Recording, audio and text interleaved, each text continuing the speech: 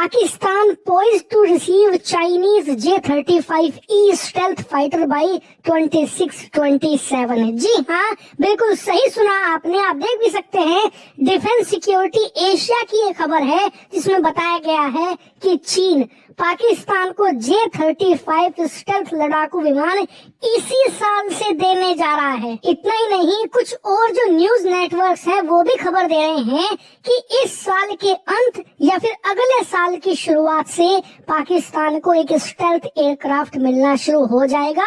और ये देखकर आपको बिल्कुल भी हैरान नहीं होना चाहिए।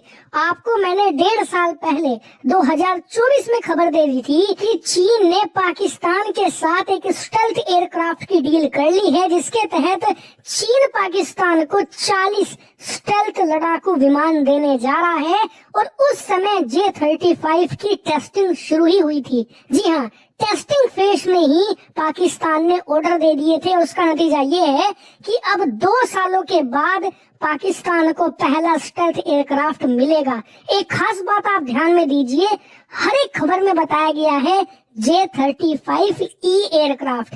इसका मतलब ये कि चीन ने J-35 का एक ई वेरिएंट बनाया है। ई मतलब एक्सपोर्ट वेरिएंट, जो पाकिस्तान को दिया जाएगा। अब एक्सपोर्ट वेरिएंट में क्या डिफरेंट होता है, तो सबसे पहले तो ऐसे इंतजाम किए जाते हैं कि ये टेक्नोलॉजी लीक ना हो पाए, क्योंकि चीन को भी पता है पाकिस्तान का ट्रैक रिकॉर्ड कि पाकिस्तान की अमेरिका के साथ कितनी करीबियां हैं, और खास करके अमेरिकी मिलिट्री के साथ। तो ऐसे में चीन को ये डर है कि कहीं पाकिस्तान इस एयरक्राफ्ट का टेक्निकल एक्सेस अमेरिका को ना दे दे, अमेरिका इसे खोल खाल कर इसे समझ ना ले और फिर इसका ही इस्तेमाल करे चीनियों के खिलाफ। इसीलिए स्पेशल इंतजाम किए जाएंगे इसमें, ताकि ये एयरक्राफ्ट या तो अमेरिकियों की समझ में ना आए या फिर इस एयरक्राफ्ट का एक्सेस अमेरिकियों को ना मिले। दूसरा, ये J-35A से थोड़ा टोन डाउन होगा। मतलब जो चीनी वायुसेना के पास एयरक्राफ्ट है J-35, उससे कम ताकतवर होगा। हालांकि बहुत अंतर नहीं आएगा, 19-20 का ही अंतर आएगा, लेकिन फिर भी हल्का सा टोन डाउन एयरक्राफ्ट पाकिस्तान को सप्लाई किया जाएगा। खैर, ये तो हर देश करता है। जैसे कि हम राफेल खरीद रहे हैं ना, तो फ्रांस हमें एग्जैक्टली वही एयरक्राफ्ट नहीं देगा जो उसकी वायुसेना या नौसेना खुद इस्तेमाल करती है। उससे हल्का सा टोन डाउन करके हमें राफेल दिया जाएगा। और ये प्रैक्टिस सब करते हैं। भारत भी जब किसी देश को हथियार बेचता है तो थोड़ा टोन डाउन वर्जन ही उसका एक्सपोर्ट किया जाता है। खैर, लेकिन फिलहाल ये बात तय है कि बहुत ही जल्द पाकिस्तान को एयरक्राफ्ट मिलने जा रहा है, वो भी स्टेल्थ। हालांकि कुछ लोग कहेंगे आप में से कि अभी तक तो चीनी वायुसेना को नहीं मिला, तो वो पाकिस्तान को पहले क्यों दे रहे हैं? ऐसा तो हो नहीं सकता, असंभव है, गलत खबर है ये। तो उन लोगों को मैं बता दूं कि ऑलरेडी चीनी वायुसेना इस्तेमाल कर रही है।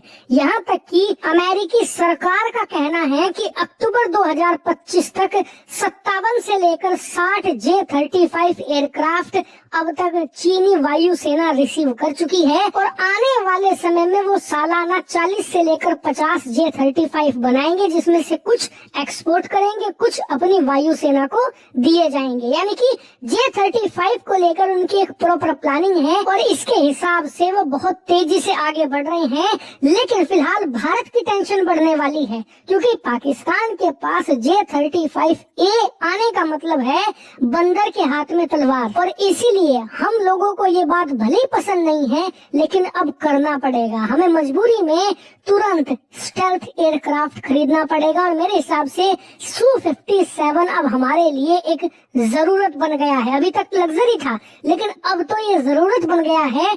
Su-57 पर जल्द ही फैसला लेना पड़ेगा। अगर वो वायबल ऑप्शन नहीं है, मतलब अगर हमें ऐसा लग रहा है कि रूस उसे जल्द ही स्टेल्थ एयरक्राफ्ट नहीं बना सकता, तो मजबूरी में हमें F-35 की तरफ भी देखना पड़ सकता है, क्योंकि ऑप्शन बहुत तेजी से खत्म हो रहे हैं और हमारे पड़ोसियों के पास ऐसे सिस्टम आ रहे हैं जो वाकई में ही बहुत डेंजरस हैं। क्योंकि आप खुद सोचिए, पाकिस्तान जैसा देश जो हमेशा अपनी पूरी ताकत झोंकता है भारत को परेशान करने के लिए, उसके पास J-35 स्टेल्थ जैसा एयरक्राफ्ट है। भले ही वो 100% स्टेल्थ ना हो, लेकिन 80-90% है।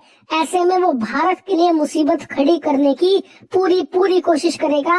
ऐसे में इस तरीके के जाहिल देशों से निपटने के लिए हमें कई बार अनकन्वेंशनल तरीके अपनाने पड़ेंगे। हम सभी लोग इस बात पर सहमत हैं कि मेड इन इंडिया ही असली ऑप्शन है और एम का ही भविष्य है भारत का। लेकिन फिलहाल स्टॉप गैप अरेंजमेंट में हमें 114 राफेल के अलावा Su-57 या F-35 में से एक एयरक्राफ्ट कम से कम 30 से लेकर 50 की संख्या में खरीदना पड़ेगा, वरना आप हमारे पड़ोसी देशों को जानते हैं, ये सारे के सारे ऐसे हैं कि भारत को छोटी सी चोट पहुंचाने के चक्कर में अपना सर्वनाश करने को भी तैयार रहते हैं। और इन्हें इस बात का दुख नहीं होता कि इनका सर्वनाश हो गया, इन्हें इस बात की खुशी रहती है कि अपना सर्वनाश हमने कर लिया, लेकिन भारत को थोड़ी सी चोट तो पहुंचा ही दी। इसीलिए इन्हें चेक में रखना जरूरी है।